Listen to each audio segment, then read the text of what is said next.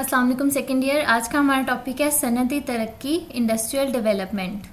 किसी भी मुल्क में इकोनॉमिक डेवलपमेंट के लिए इंडस्ट्रीज़ का होना उस मुल्क में बहुत ज़रूरी है।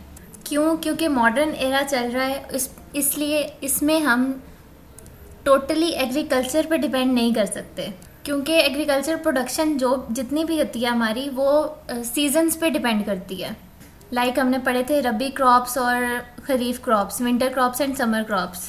और इंडस्ट्री लगाने का क्या फ़ायदा है कि कम जगह में ज़्यादा लोग हायर कर सकते हैं ये लोग, क्योंकि इंडस्ट्री में डिफरेंट पोस्ट होती हैं, डायरेक्टर, मैनेजिंग डायरेक्टर, फिर आगे एम्प्लॉयज़ में से भी कैटेगरीज होती हैं, senior employees, junior employees etcetera. Different raw materials use करके मार्केट में जो नई नई चीज़ें आती हैं उनमें इंडस्ट्री का सबसे बड़ा रोल है। हाथ से बनी हुई चीज़ें दस्ती सनत या दस्तकारी के ज़ुमरे में आती हैं। दस्तकारी हैंडीक्राफ्ट्स और ये ज़्यादातर छोटे कस्बों या देहातों में पाई जाती हैं और इसमें डिफरेंट चीज़ें आ जाती हैं, डिफरेंट काम आ जाते हैं। इस तरह के कालीन का काम, चटाइयों का काम, मिट्टी के बर्तन, पत्थर, ज्वेलरी और भी काफ़ी सारे हैंडीक्राफ्ट्स होते हैं जो इस सनत में शामिल हैं। फिर आगे आ जाएँ छोटी सनत, स्मॉल इंडस्ट्री। ये सनत क्या करती है? स्मॉल स्केल पे 2 से 9 मज़दूरों को मुलाजिम रखकर बाज़ार के लिए मुख्तलिफ़ अशिया बनाती है।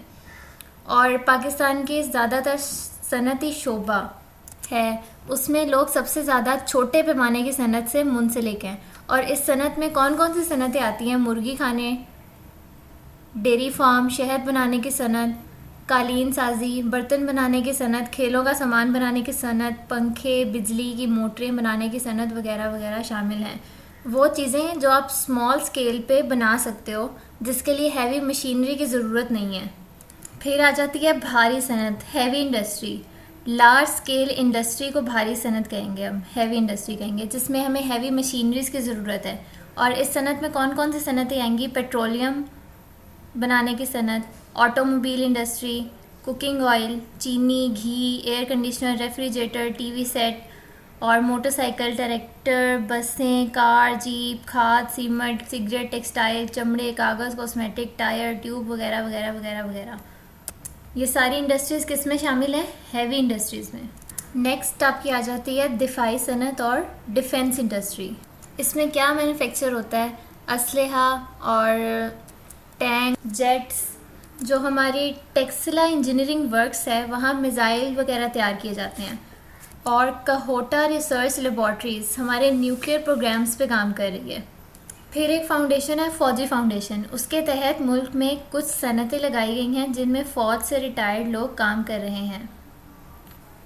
अब ये हमारी 3 तरह की सनतें हो गई हैं, छोटी सनत, भारी सनत और दिफाई सनत। फिर एक चीज़ है ज़राए नकलो हमल, मीन्स ऑफ ट्रांसपोर्टेशन। अब प्रोडक्ट्स तैयार हो गई, मैन्युफैक्चर हो गई, अब उनको उनकी डेस्टिनेशन तक पहुंचाना है।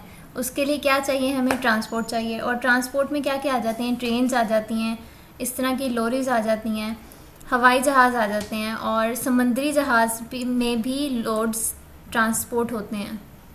फिर एक और पॉइंट है ज़राए मवासिलात, मीन्स ऑफ कम्युनिकेशन। ये था मीन्स ऑफ ट्रांसपोर्टेशन, अब है मीन्स ऑफ कम्युनिकेशन।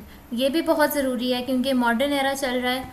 तो ज़राए मवासिलात कौन कौन से होते हैं? डाक, टेलीग्राफ, टेलीफोन, टेलीविज़न, रेडियो, अखबारात, रसायल, इंटरनेट, ईमेल, ई कॉमर्स वगैरह वगैरह। सो नेक्स्ट हम इंशाल्लाह नेक्स्ट वीडियो में करेंगे। Thank you. अल्लाह।